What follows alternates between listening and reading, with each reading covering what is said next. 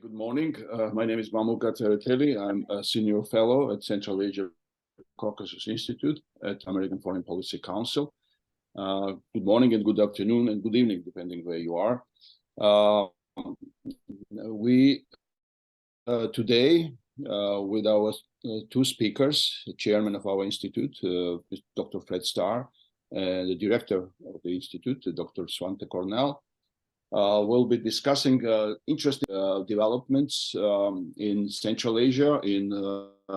We'll be reflecting on probably last 2 decades, or even maybe 3 decades of development, how these countries in Central Asia evolved from being very dependent to great powers around them and the global great powers into independent sovereign actors in the international arena. And this subject was discussed by today's speakers, Dr. Starr and Dr. Cornell, in their Silk Road paper, which was published in July of this year, with the title "Diplomacy in a Time of Trouble." So we'll be discussing these issues today, and I would like to maybe Dr. Cornell to start, and then we'll have a discussion, questions, and so forth. Obviously, Dr. Starr will comment. You are all welcome to send us questions through your chat function at your Zoom screen. Dr. Cornell, the floor is yours. Thank you for this for sharing this event for everybody participating. So the idea behind this paper came from a sense that for way too long there has been a perspective in Europe, around in many world capitals, and maybe to some extent, but to a lesser extent in the region itself, of a, should we call it the great game metaphor or the grand chessboard metaphor, in which the states of Central Asia are seen as, objects rather than subjects, as countries that are not acting and taking charge of their own future and their own situation, but are being acted upon by the great powers. So how, for example, does this demonstrate? We have a tendency, I think, in the United States to see Central Asia as an arena of competition between great powers. So it's a competition between the great powers where the countries of Central Asia are not, they're not part of the game, if you will. If this is a great game, who are the players in the great game? And far too often, the states of the region themselves are not seen, that they're just, pawns on the chessboard. They're not the people who are moving pawns on the chessboard, if you like. So generally speaking, there's a tendency also in government, I would say, to speak to other great powers over the heads of Central Asian states, if you will. And this, I think, stems from an underestimation of the agency of these countries. There are many examples of this. I think you could mention in the recent past, the Obama administration, when it was announcing its withdrawal from Afghanistan and then repeatedly talking about this publicly, no coordination with Central Asian states. There may have been coordination with other powers, but nobody felt that there was really a need to coordinate with these small powers that happened to border Afghanistan. And I remember towards the end of the launched by the State Department, I think, to convene a sort of a concert of great powers on Afghanistan that would include China, Russia, maybe India and others, but not the Central Asian states that are the most direct neighbors of Afghanistan. So this tendency has manifested itself in many ways. We could talk at length, perhaps, about why this is the case. Perhaps everybody here has a different explanation. I think there are several of newly independent states, even 30 years after their independence. We have the concept of post-Soviet agency and But by the 1980s, I don't think anybody was calling countries in West Africa post-French, or something like that. But we have this lingering situation in the former Soviet Union, partly because of geographical proximity, perhaps in the way Russia is behaving. There might also be a tendency by great powers to prefer to deal with other great powers because it makes the world simpler, it makes life easier, rather than deal with the multitude of smaller states that exist. Obviously, our argument is that this is a very problematic approach for a variety of reasons, but basically because it really gives a fundamentally mistaken understanding of the realities in Central Asia, but also of the opportunities for policymaking with regard to Central Asia. Now, obviously, great powers are, yes, they are there. They're also neighboring to the region, but their attention is fleeting. It's jumping all over the place, depending on what's happening in Ukraine, what's happening in the South China Sea, or what's happening between India and Pakistan, or a multitude of other issues. The great powers will have more important fish to fry than what happens in Central Asia, which means that it's not necessarily the case that there's any stability in the approaches of great powers towards the region. By contrast, the countries in Central Asia themselves will 100% be preoccupied by what is going on in their own region.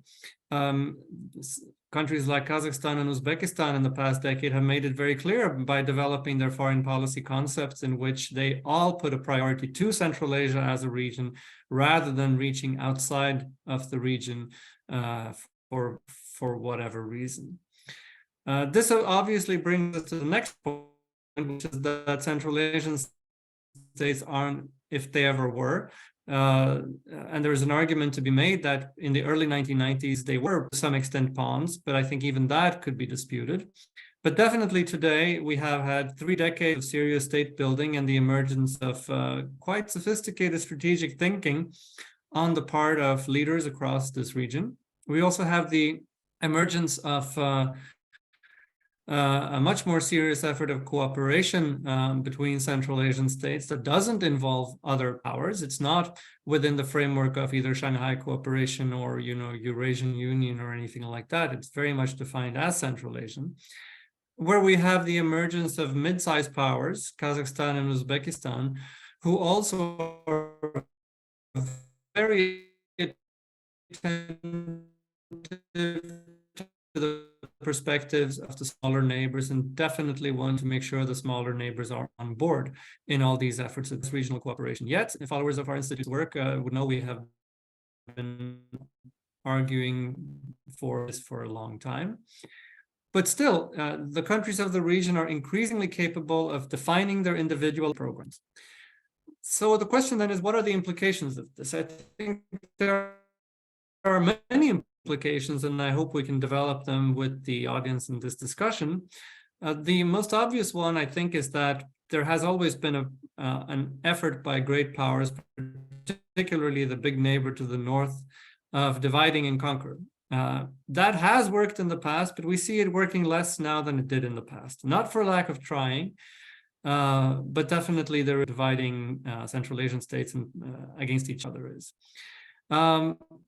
I also think it's becoming increasingly clear that just as was the case in history, if you go back to the beginning of the Russian colonization of the region, you could see how Central Asians have always been finding ways to shape the actions of great powers. Now, eventually they succumbed to Russian imperialism, but it took a long time for this to happen. So Central Asian states are able to, obviously, to shape their own realities, their own neighborhoods to some extent, but also to say no to great powers, to launch their own initiatives that the great powers have to respond to, and therefore be on the Central Asian states are putting themselves very often in the driver's seat.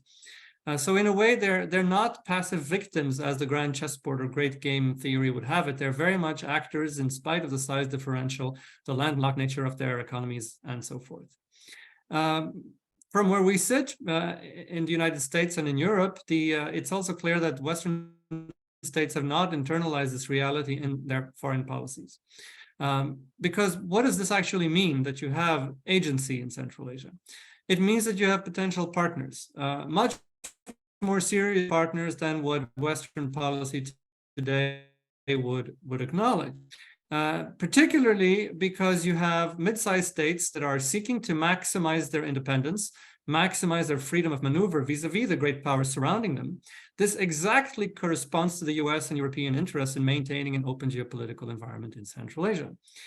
So the logical conclusion, which is developed in our paper, of course, is that there is room for a much greater equal partnership with Central Asian states, and particularly the mid-sized powers in Central Asia, for consultation, partner cooperation in a whole variety of issues, be they economic, be they security, an area where too often we don't dare to walk on matters concerning this region. As has been reported in the news, the Biden administration is setting up a meeting between the president and the 5 Central Asian leaders alongside the New York General Assembly of the United Nations. Let us hope that this will be an opportunity to kickstart a much more serious partnership between the United States and Central Asian states, something that the EU has already begun to work on. Let me stop there and look forward to a discussion. Thank you, Svante. Before I move to Dr. Starr, maybe you think about what is, from your perspective, the best example of Central Asian powers demonstrating their ability to really exercise their sovereign rights on reflecting on their own interests, but also in a sense balancing powers around them as well. Just to think about, I would like to comment on what Svante just said for the last several minutes, and what's your sort of reflection on growing agency in the Central Asian region? Thank you.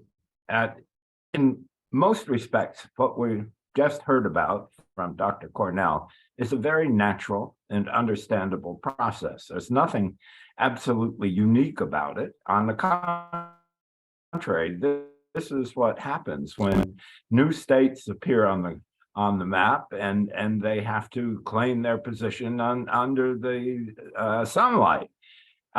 Think of the United States after the Revolution. The British felt quite comfortable in basically stealing American soldiers off of American ships out in the Atlantic, and there was nothing that the United States could do about it initially. It took quite a bit of time before the new American states were figuring out how to deal with this divide and conquer method, and that it was really a divide and conquer method. London knew very well how to play off the commercial northeastern states against the exporting agricultural southern states, and they played that very well. It took quite a while. It took a new constitution. It took organization. It took structure. It took a degree of coordination and cooperation before the new American state was able to deal effectively as an agent. In other words, before it acquired, to refer to Dr. Cornell's presentation, before it acquired agency, but it did, and heavens knows the rest is history. Now, in the case of Central Asia, of course, every one of these states had new states after the collapse of the USSR, had to create new structures at home. They had to write constitutions. They had to organize foreign ministries. They had to do all these tasks that the old Soviet structures had either done in a very Soviet and communist way, or that didn't exist. Obviously, that invited external powers to play these new states off against each other. Nothing unusual in that. What's interesting to note, though, that very early on, much earlier than we appreciate generally, the Central Asians themselves were not just thinking about agency, becoming not individual actors, but a collective actor, but acting upon it. And they did this successfully. It took more than a decade, but beginning in 1992, 93, they were already making presentations to the United Nations calling for their region to become a nuclear-free zone. Now that's absolutely new. This is very bold and very collective and very agency centered.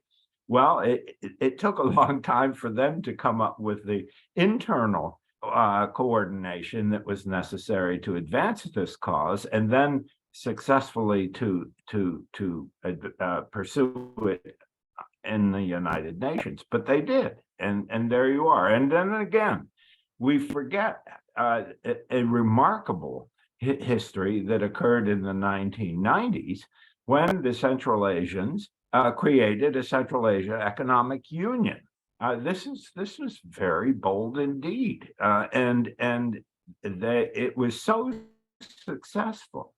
And by the way, it was not confined to economics. It involved security. It involved military cooperation, and so forth. And by the way, there's not a word written about this phenomenon. The Russians have suppressed this even on Wikipedia. But the Central Asia Economic Union was so successful as an act of agency that Mr. Putin immediately asked if he couldn't become an observer. And of course, the Central Asians had no capacity to resist this. They didn't have any backing on that from the West or from anyone else. And so, yes, okay, become an observer. 2 years later, he said, I'd like Russia to become a full member. Again, they had no basis for successfully resisting a very dangerous proposal, and he became a member, and inevitably, he then collapsed it. He then closed it down and formed his own Russia-controlled Eurasia Economic Union. So this is a bold instance of agency in the 1990s. Now, what's happened in the more recent time is that all of these states have achieved a degree of economic and social advancement and calm that they're much easier it is much easier for them to cooperate and collaborate with each other. And I want to stress an event that took place a year and a half ago in Kyrgyzstan. The president of the Kyrgyz Republic convened the presidents of all Central Asian states at Cholpan Ata on Lake Issyk-Kul, and they set forth areas where they were going to act together, where they were going to coordinate and cooperate. And this was, in other words, a meeting about agency. And my goodness, the list is several dozen items long. And a challenge now for them within the region and for all friends of Central Asia outside of the region is to monitor the progress of coordination and cooperation within the region that will enable them to exercise agency, to in other words, take control of their own fate. Now, pulling back for a minute, let me just offer one more observation. Why hasn't it gone further and faster? They still don't have a comprehensive regional structure comparable to ASEAN, comparable to the many other regional structures that exist from South America through the Caribbean, through the Middle East and Southeast Asia, and even the islands of Southeast Asia. They have their own organization, structure, and so forth. Central Asians have been very slow in bringing this forward. Why? Well, we can point fingers and say, well, lack of leadership and so on and so on. I think the real reason is that they haven't had adequate backing on this from the world community. And as a result, the continued divide and conquer pressure from Moscow, and we have to be blunt, it is from Moscow, it's much less from China. But the continued pressure from Moscow and the absence of the kind of sustained principled support for regional agency that the Central Asians themselves seek, the fact that the West hasn't provided this degree of support and is only now ramping up to do so, this helps explain why we are where we are and why there exists this continuing constraint on agency. So let me end with that and welcome many comments and criticism and suggestions from our viewers. Thank you, Fred. Svante, I think Fred just responded some of the gave some of the perspective on the question that I posed earlier, but you may continue to answer that question. But let me also, we already have some questions from the audience, and Ambassador Kroll is asking, would panelists agree that Central Asian leaderships have been successful in preserving their independence, sovereignty, and territorial integrity through perhaps as well kind of grounded understanding of the geopolitical positions and through adroit diplomacy, more so perhaps than Ukraine and Georgia? Any lessons here? And there's another question, but we'll come back to that question in a moment. Well, I think this is a very interesting question and a legitimate one. I don't think there's an easy answer.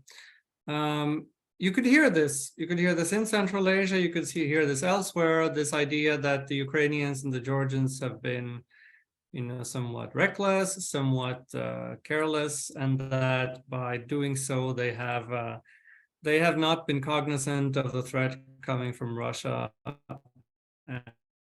and that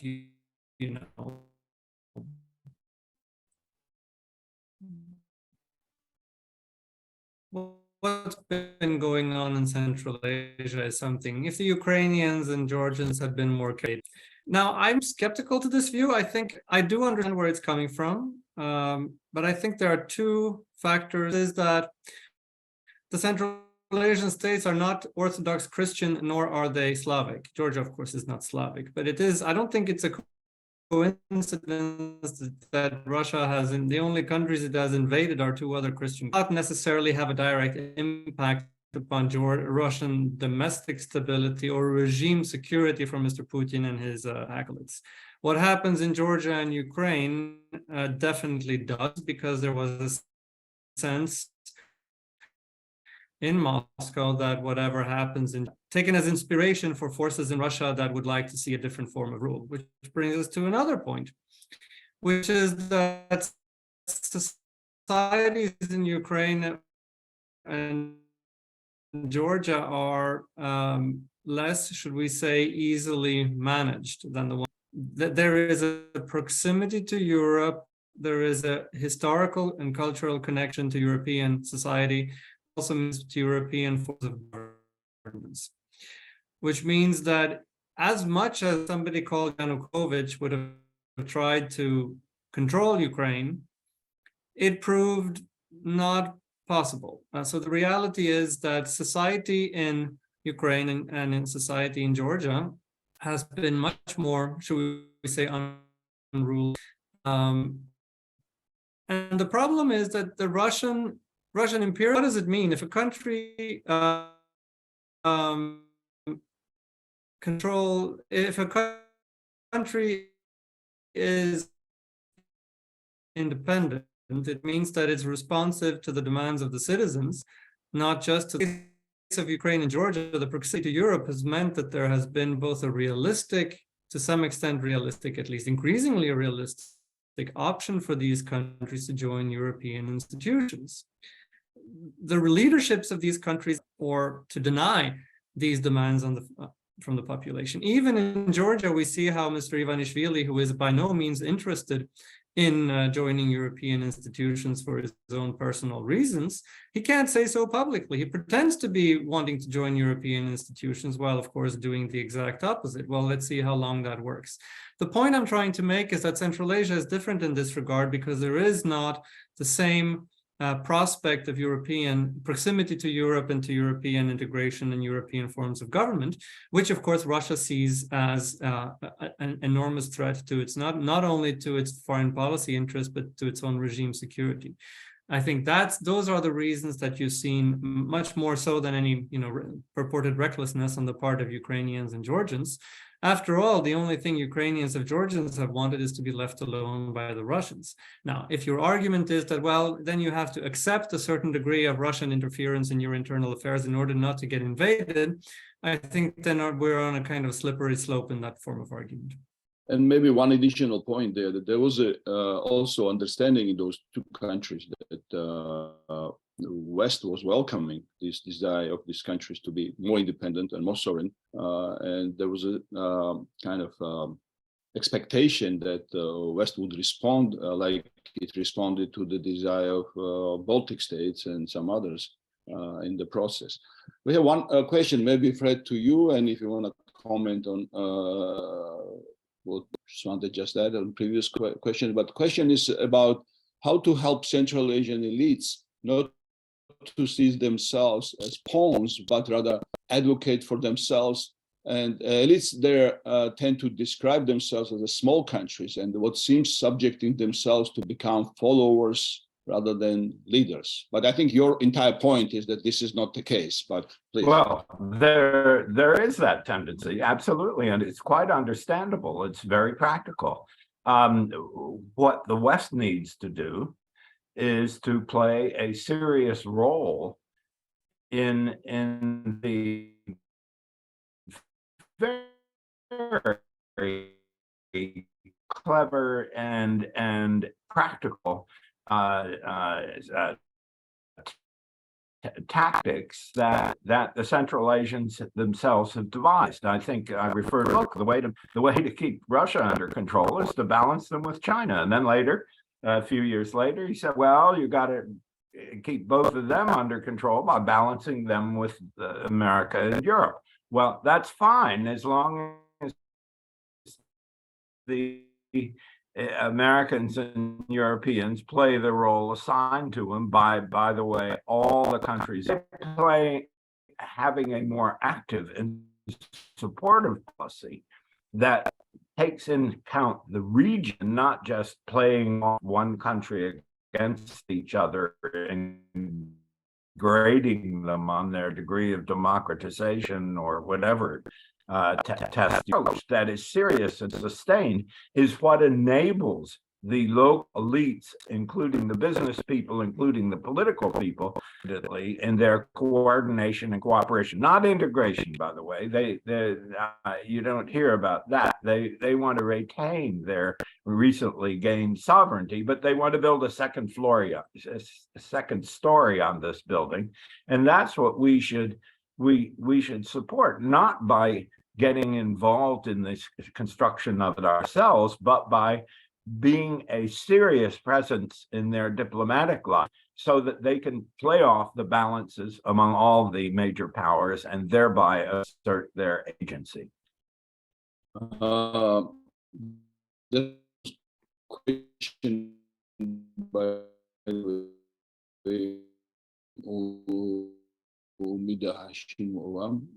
and then next question is from Mr. O'Neill. His question is, assuming that Uzbekistan is a de facto leader of the region, that some with the fast forwarding reforms, how dangerous would it be for Uzbekistan to publicly denounce Russia's invasion of Ukraine? Well, it would be publicly. It would be dangerous for any of them to do this, not just Uzbekistan, but all of them. However, I just note the very clear statement on this issue that Mr. Tokayev gave when he was meeting in St. Petersburg, sitting next to Putin, and Mirziyoyev is very carefully himself also. Here's here's the point. These are their dealings with the great powers, including the West. They're very solid on this. The question is, will the West not doing, but enabling them to build coordinating institutions among themselves? You know, it's very nice that President Biden is meeting, you know, it's first time any American president has met with all the presidents of the region. This should have happened a generation ago. No American president has yet to show his face or her face in Central Asia. These are so obvious, painful matters that should have been addressed long since. But beyond that, the United States and Europe and other friends, including the Middle East and so on, and Southeast Asia, ASEAN people, should be supportive of their effort to create their own institutions that on a regional basis. We haven't done this. No one has done this from the outside in a systematic way, yet everyone professes to be interested in doing this. ASEAN, for example, is one of the few organizations in a formal step, and that is when our Central Asia-Caucasus Institute and the Rumsfeld Foundation took a group of rising young leaders from across the region to Singapore and met for a week with the leadership of ASEAN and came back with clear formulae of how to proceed. So the issue now is not theoretical. It is very practical. This is a region which seeks to enhance its agency by cooperation and coordination, but which still lacks institutions for doing so. Creating those institutions should be our first priority in dealing with them, because this is the way they will most effectively defend their sovereignty. And it is not against anyone doing this. This is for the region itself. And it's not that the West or anyone else, other friends from Asia, it's not that they will do this, that they will create this, that they will end up stirring the soup in Central Asia. No, their job is to provide the support, backing, and so on for the Central Asians themselves to create structures. Without structures, all this is just empty talk. We have to be clear about that. And until there are structures, Central Asia does not exist. It's blah, blah, blah. It's a lot of talk. And everyone who wishes the region well should seek and support the development of region-wide coordinating institutions. Thanks, Fred. Before going to some of the questions from the audience, Svante, maybe you can look at these trends, growing trends of stronger and growing powers of these regional countries in Central Asia. And Fred a little bit alluded to kind of Western look at this process, and more American rather. But what do you think other great powers around Central Asia, how they perceive this process, or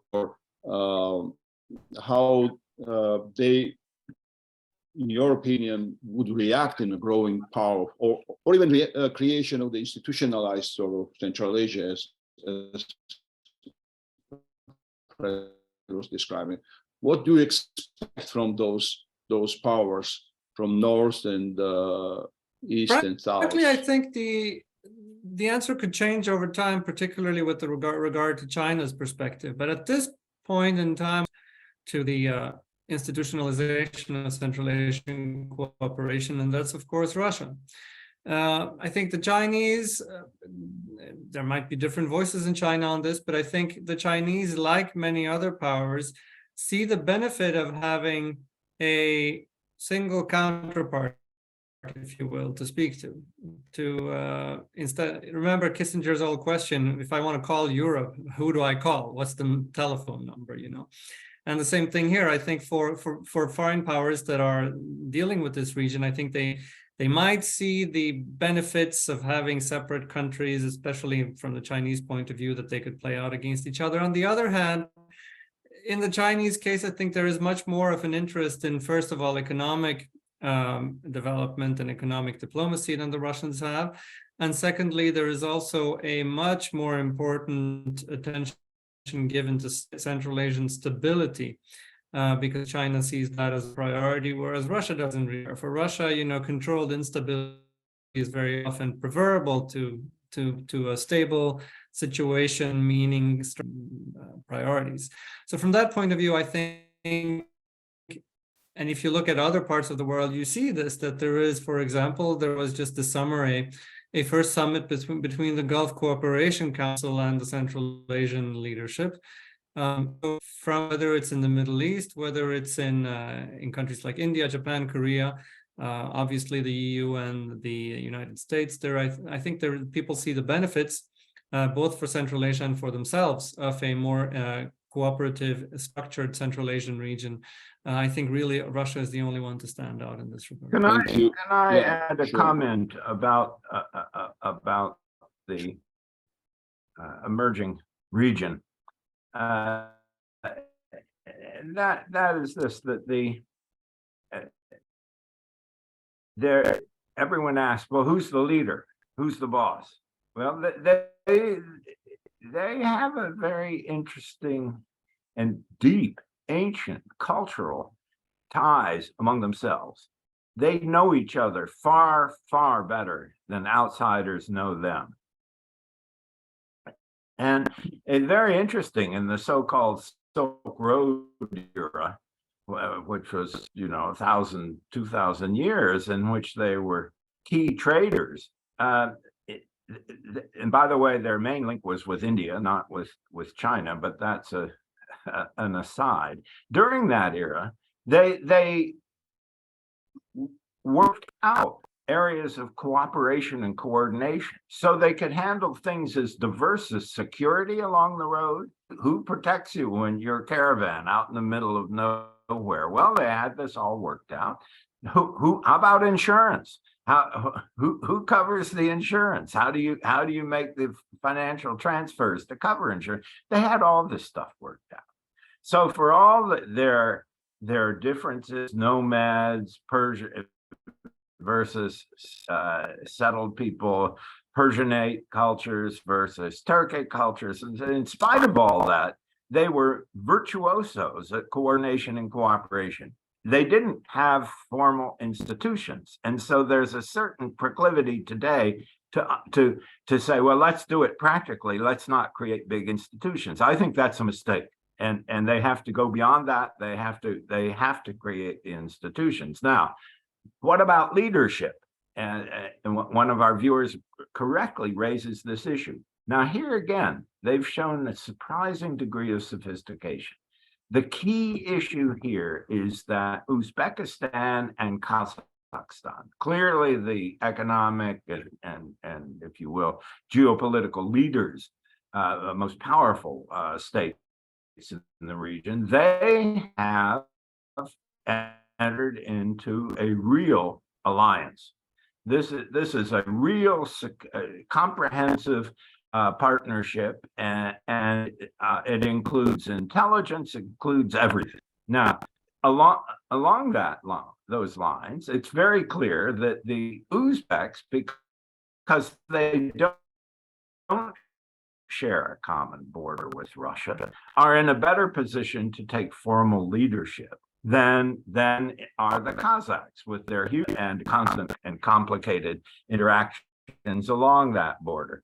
Now, this occurs through a clear understanding. There is a sort of division of labor going on, and it's an intelligent one. It's a rational one. They've worked this out.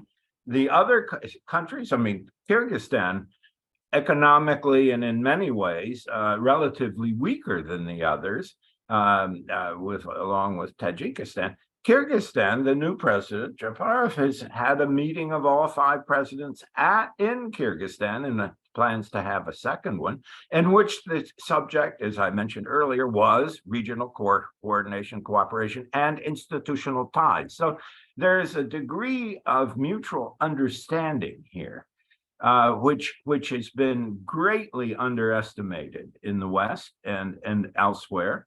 And by the way, this is not contradicted by the current conflict going on between Kyrgyzstan and Tajikistan. This is very local. It is being manipulated badly from the outside.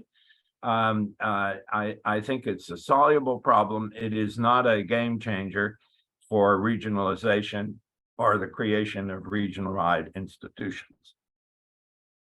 I think we have a very interesting question from Elizabeth Rood here. Could the panelists please comment on how Turkmenistan's policy of positive neutrality hinders or perhaps assists in strengthening regional cooperation encompassing the 5 Central Asian states? So individual countries, have their own kind of approach to this, but Turkmenistan is a special case. So what can we say about that? Well, I think neutrality depends on how you define it, and I think Fred has written about this. But how Turkmenistan has shifted gradually. And I think if you look at the corresponding example in the world, particularly of Nordic cooperation, which is very close and which has been, taking place even in the military security realm. Now, of course, things have changed in the past year because Sweden and Finland have sought membership in NATO for entirely unrelated reasons. But even from the 1950s onward, there was a strong cooperation between the Nordic countries, even though 2 of them were neutral and 2 of them were parts of NATO, and that was not a problem. So I think similarly in Central Asia, there is no real obstacle for Turkmenistan to be a full participant in this cooperation, because again, we're not talking about creating another form, a new sovereignty or a super governmental body such as the EU or the Eurasian Union. We're talking about greater cooperation, or organized structured cooperation between these countries, just as the same as ASEAN has for that matter. So it's up to Turkmenistan, of course, to gradually define for itself to what extent it wants to join. And I think this has been definitely something both Kazakhstan and Uzbekistan have been engaging in long discussions with their Turkmen colleagues over this. And over time, we have seen how Turkmenistan, from having been rather, should we say, taking a wait and see approach, even hosting a summit of Central Asian leaders and being much more engaged in this form of cooperation. Perhaps Fred has something to add to this. You've made all the right points. This is a very interesting and I would say significant development taking place in Turkmenistan. Yes, it's not revolutionary in its tempo and pace. It is very deliberate. However, they have changed since the shift in the top office in the country. They have changed from a passive definition of neutrality to an active one. And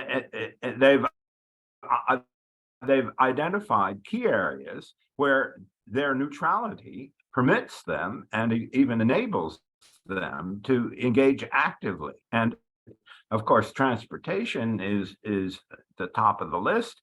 And look what they've been entering into in the last months. I think we've greatly underestimated the importance of this shift, and it's very practical. I think it has great potential. It would be helpful if the Turkmen leadership itself were to encourage or enable more bright and educated Turkmen, the kind of young men and women we've seen as fellows, Rumsfeld fellows from Turkmenistan, these competent young rising stars, that give them more space and give them a freer hand to interact with the world. But this will happen. It's inevitable, and it is happening, and it has changed the game. But I think the reality is that the biggest impediment to development of region-wide institutions has been the failure of the West, Central Asians themselves creating such institutions. A clearer signaling is necessary. And I don't, the alternative is that they end up with what they have now, and that is presidential level meetings with Korea, Japan, Russia, China, India. These are all on an annual basis. They are not one of these is a substitute for what we're talking about of region-wide exclusive regional institutions. They need these. And America's passivity on this point has been an active brake on the development. And the Europeans have had the need, but have done far less than they could to make this a reality.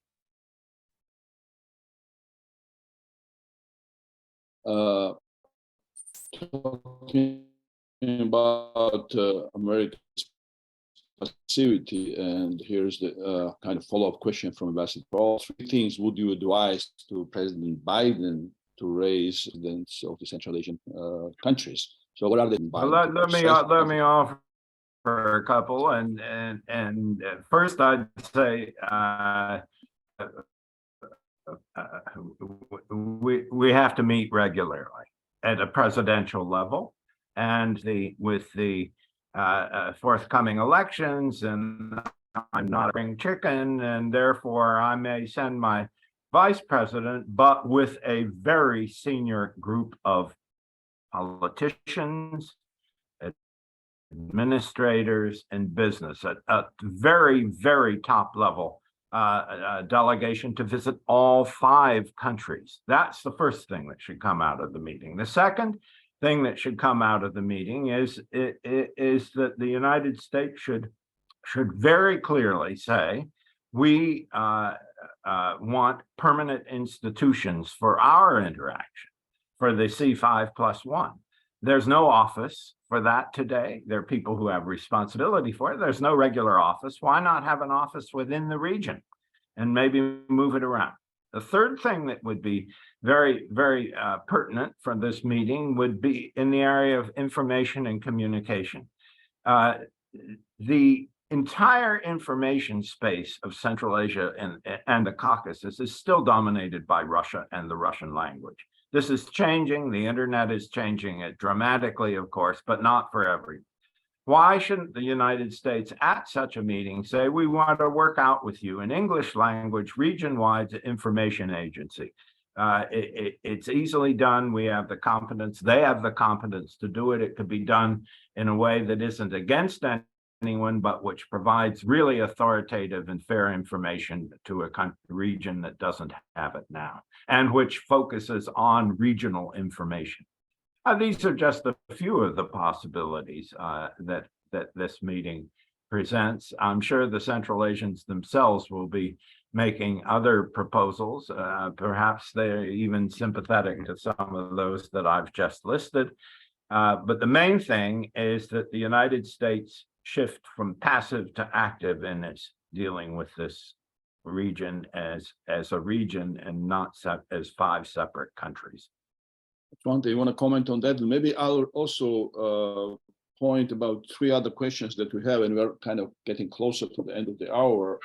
So there are a couple of issues here raised by some of our guests. Irina Dubinsky mentions about the corruption and nepotism in Central Asian countries, and how can US help address these problems without alienating elites? And in a sense, the cost of coordination of these countries, we know that it relates to the transit, it relates to other issues. Sometimes corruption issues are really impediment in the process. So how this can really, what can be done, and in the context of, again, US participation in the process. And there's a question about Turkey's role in the process of regional cooperation and development. And the last question we have here is about how young elites or how youth of the region looks at coordination. And dealing with the Rumsfeld Fellows for decades now, we have some kind of understanding of what the young leaders of the region feel about regional cooperation. And in a sense, our institute with the Rumsfeld Foundation facilitate this process. Maybe you can comment on that. Start with you, Svante, and then Fred. Let me pick up two of those points. I think the youth issue, it seems to me very clear that but as far as we have seen, they're a driving force between this move towards greater cooperation and coordination. What should be said is that up until very recently, Central Asian youth didn't travel very much to their neighboring countries. They travel to maybe Paris or Tokyo or Dubai, but they may exchange the hierarchy at this level, at the youth level, between the different countries. But if we look at the issue of Turkey, I think there's a question here. The question is whether Turkey will facilitate Central Asian cooperation or whether the Turkish-led cooperation will be just like another foreign power that imposes its form of cooperation upon the region.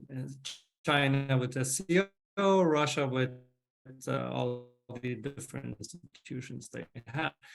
I think there doesn't have to be a conflict, if you will, between the Turkish-led cooperation structures, partly because the power differential is also population-wise more than twice the size of the largest Central Asian country. At the same time, Turkey is only marginally larger than the whole, or pretty comparable to the whole of Central Asia combined. Whereas, of course, in the case of China and Russia, the differential is much greater. And I think this makes it more likely that it would be more of a cooperation between equals than something just imposed from the outside. We should add to this that for long, when Mr. Erdogan's government was very much focused on the Middle East and not so much on Central Asia, it was Kazakhstan and Azerbaijan who were the driving forces in Turkey cooperation, not Turkey.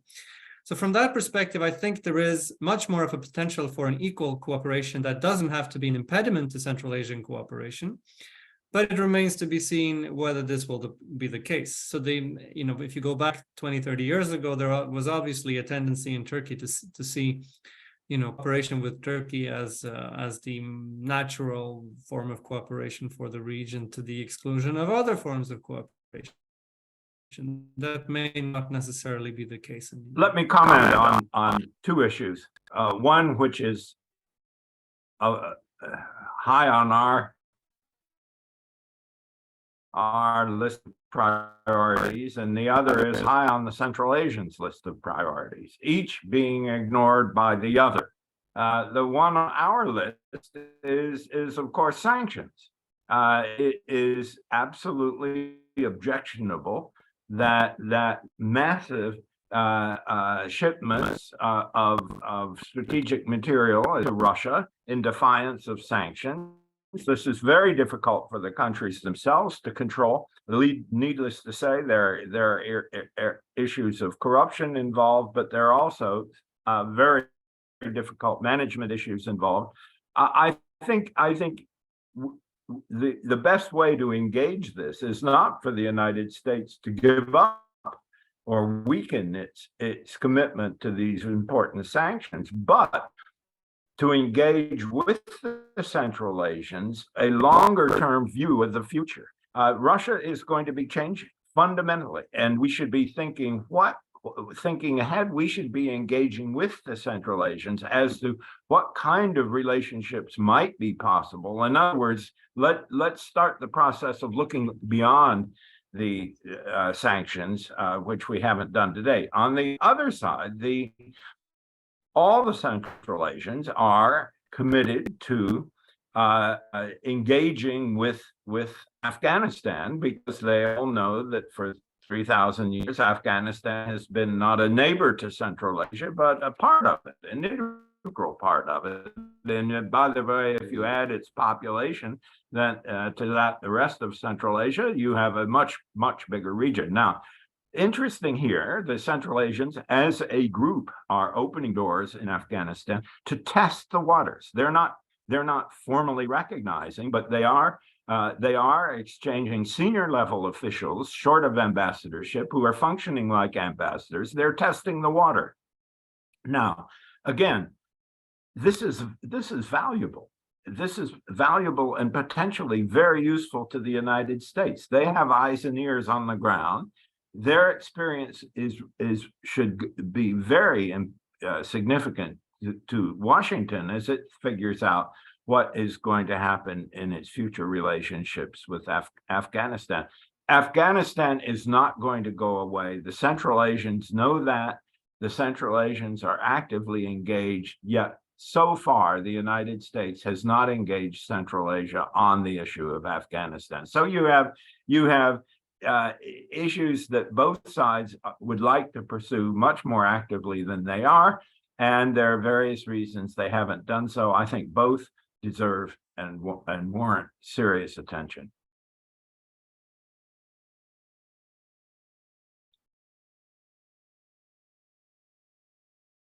Maluka. Yes, sorry. So we have this last question, probably. Maybe you can shortly answer that question from Mr. Erkin Kamalov. And this is about how do you assess future risk of armed conflicts between countries in the region due to shortage of water caused by rapid climate change? And in general, probably, I think it's maybe we only have like 4 minutes left. So maybe you just wrap up your last point. If I could take that, I think the risk of conflict between the countries in the region comes to a much greater extent from foreign manipulation at the local level of security institutions that may or may not be under the full control of the central government. Whether obviously there are issues related to water, there are issues related to all kinds of resources in this region. That's always been the case, whether it is climate change or not. But the point is, for these countries, the priority is to ensure that there is not a local commander who answers to Beijing or Moscow rather than answers to the central capital, if you see what I mean. I think that's the priority here. It's the Central Asians have over time been able to handle these type of issues of resource scarcity over in history, and I think there is no reason for them to be unable to handle them in the future, especially as the cooperation between them is increasing. Obviously, there is the Kyrgyz-Tajik tensions, but I think there is very clear in this case that this was something that was definitely not planned or executed at the central level, but was a completely different mechanism. So I think it's there are still things that have to be done in terms of security sector institutions in these countries being brought under the central control of their governments, and also become much more transparent than they have been in the past. But I think that's definitely something these countries are working on. And the fact that the West has stayed away from being involved in the reform of security sector institutions for reputational and other issues has not helped. With regard to water, this is, of course, the mother of all issues in the region. And the gradual evisceration of the high mountain glaciers creates formidable challenges, existential challenges for the future. Now, the United States, the United Nations, Europeans, the Swiss, my goodness, the Japanese, everyone has wanted to help the Central Asians figure out how to deal with water. And in the 90s, in the first generation after independence, this was entirely understandable. Why? Because you had democracy. Now, these guys all knew each other.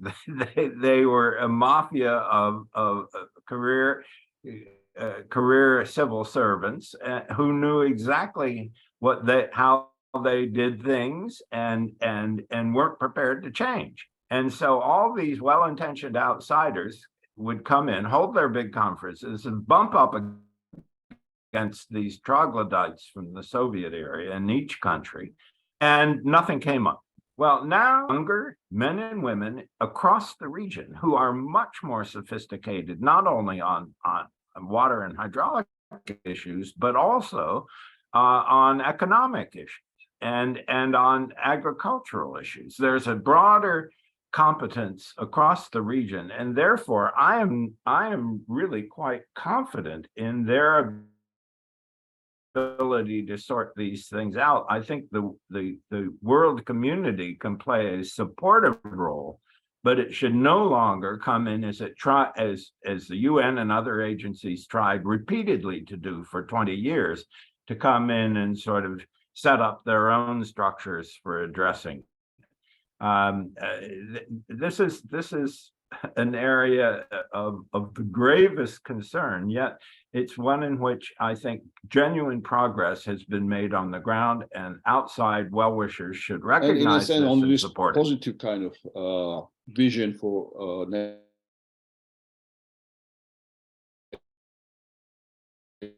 next steps going forward. I would say that your idea of our authors who are discussing today is actually coordination between countries, and the focus on coordinated effort between countries in this area would be probably even more productive than any other area. So it's just proves the point that you are making for entire hour of discussion. And I think we had a very lively, interesting discussion.